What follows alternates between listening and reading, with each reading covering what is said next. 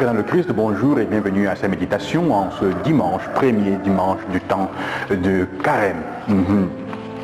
Alors, il arrive parfois que Dieu laisse que certaines choses nous arrivent, certaines souffrances, certaines difficultés, parce qu'en fait, il veut que nous fassions des choix clairs et définitifs pour qu'il puisse se mettre devant et guider notre vie. Ça peut prendre un peu de temps, parfois quelques années. C'est en fait ce qui arrive avec Jésus, c'est la première leçon que nous pouvons tirer de ce texte de Matthieu où Jésus est conduit au désert pour y être tenté. Comme nous dit le texte par l'Esprit, il est conduit par l'Esprit pour être tenté. En fait, ce que Jésus fait, c'est qu'il fait un choix clair, le choix de faire confiance à Dieu. Il fait le choix d'avoir confiance. Et il donne déjà comme ça l'orientation de ce qui va guider tout son ministère. En fait, ce texte nous enseigne et nous donne comment dire, de façon concrète ce qui nous a été dit il y a quelques jours dans les textes pour parler du temps de l'Avent.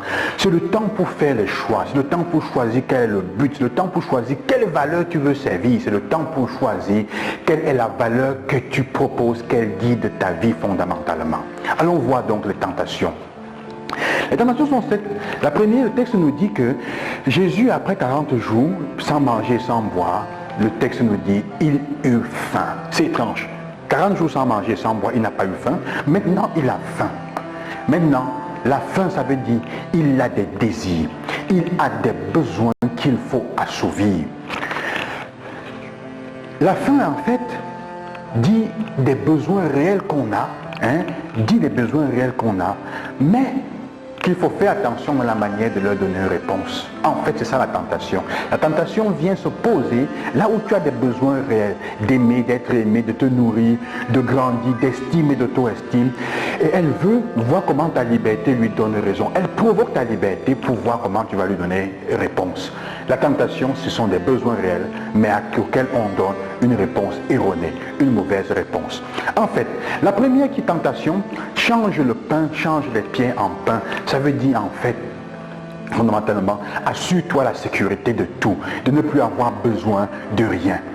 Et souvent, pour assouvir cette sécurité, on finit par tomber dans la boulimie. La boulimie, c'est le fait de vouloir tout emmagasiner et tout manger. On grossit et on devient malade pour ça. Parfois, on vomit même, on devient malade.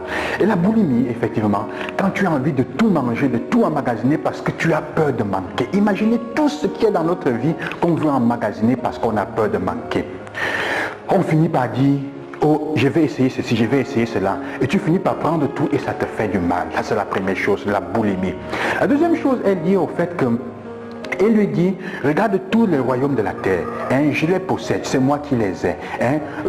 Alors, prosterne-toi et je vais te les donner. Ah mais c'est un menteur. Le pouvoir de dominer tout, c'est un menteur. Parce qu'en fait, comme nous dit le livre de la Genèse, Dieu a donné tout entre les mains de l'homme. Satan ne peut posséder, le mal ne peut posséder les choses sur la terre que par l'intermédiaire de l'être humain. Donc il a besoin que nous lui fassions allégeance pour posséder les richesses de la terre. Que Dieu a mis entre nos mains.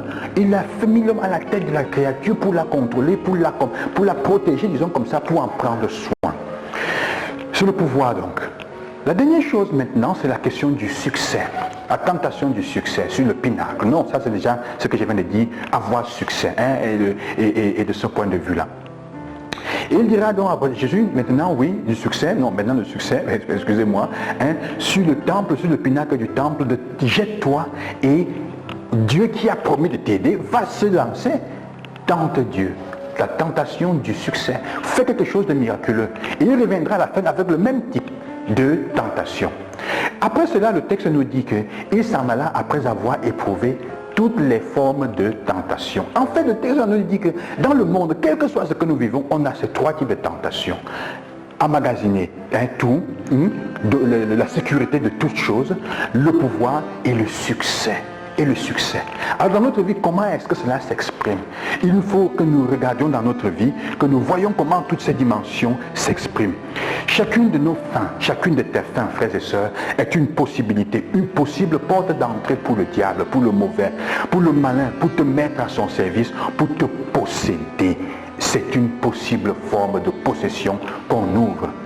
Et cela nous fait comprendre aussi, cette tentation, que Si nous ne faisons pas des choix clairs dans notre vie, de valeurs asservies, on va être asservi par d'autres choses qu'il y a autour de nous. On va être asservi par d'autres choses qu'il y a autour de nous. On va faire des pactes qu'on n'aurait pas dû faire. On va mettre les mains là où on n'aurait pas dû mettre parce qu'on a faim pour la sécurité. Ah, qu'est-ce que tu veux? Il est arrivé combien de fois que tu dises, non, je vais essayer ceci, quand même je peux dominer, je vais manger quand même ça, je peux dominer. Tu finis par te rendre compte que tu es glouton et tu as tout emmagasiné et ça te fait du mal. La tentation, c'est ça. Elle met en jeu ta liberté. Et comme je disais l'autre jour, ta capacité, le temps de carême, c'est le temps de faire le choix de ne pas laisser notre vie être guidée par nos fins.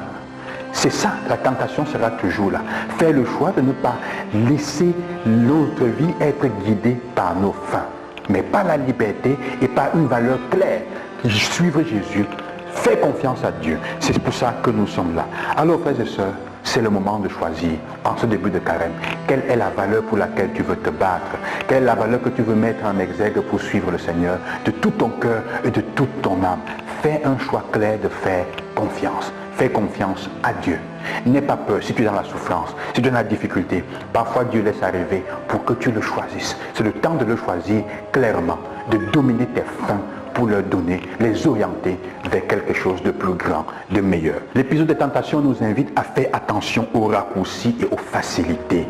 Les raccourcis qu'on nous propose et les facilités, comme on dit souvent, le raccourci a tué la perdrix.